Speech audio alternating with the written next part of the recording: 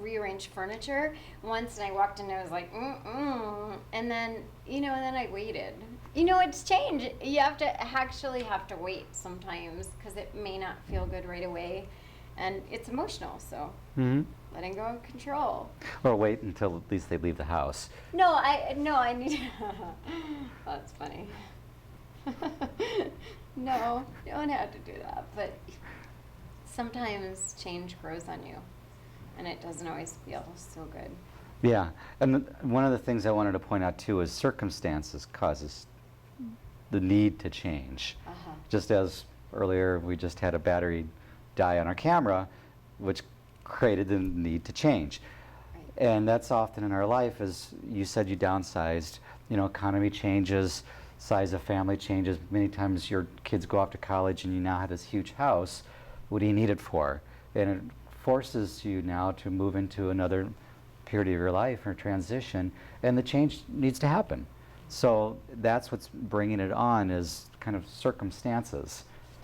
And also, when that happens, I have to say, I was mad that, I had to downsize and leave the kitchen I had.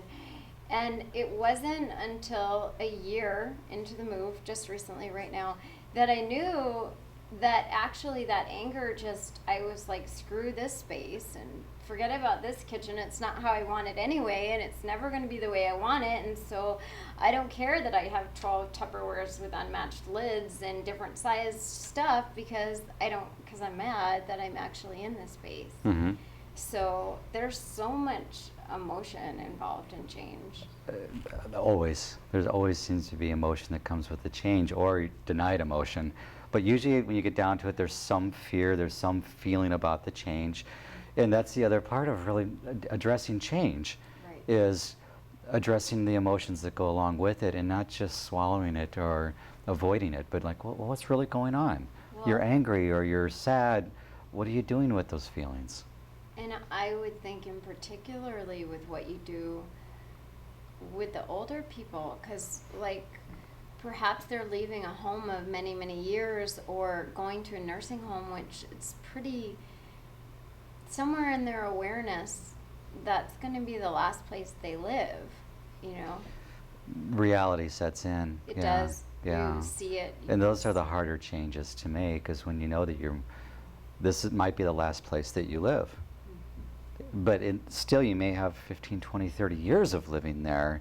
Right. How are you going to, address that or live in those years, either in remorse and anger, or, well, let's make the best of it and appreciate it and, move forward.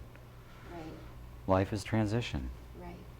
So let's say, because I also know that you do meditation, which is a great tool to help with the feelings.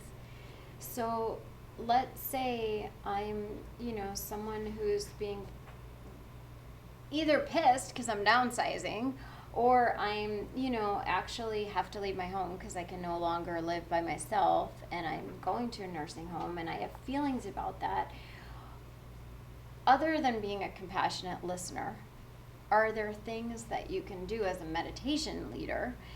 Do you incorporate that into your Simply Change business, and how would you do that? Yeah, I do. And I think you probably have some of the tools that I would bring to my work. Right. What are some of the ways you address with those emotions if you're angry? Well, I do have a scream towel.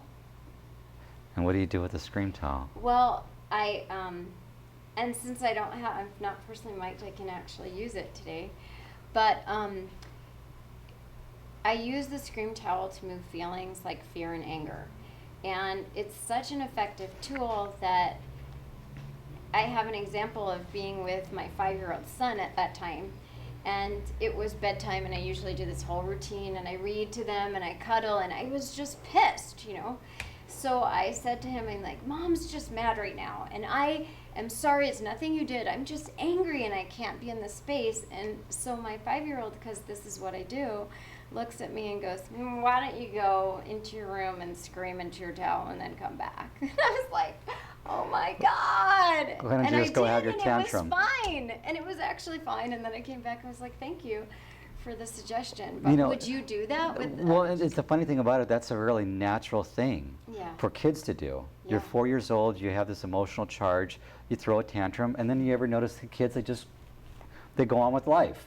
They've let go of it, they've moved Right. forward. Right. Adults, we hold on to it and we carry it forward, because we don't know how or not willing to just Right. address the feelings. And yes, I do that with my clients, is most of them aren't willing to scream, but They they aren't. are not willing Yeah. to scream, but they are willing to feel their feelings in another way. Oftentimes it's in tears, and again, we said earlier, through the stories, you know, something will start to release and open up, and that's where, wow, that's the pain.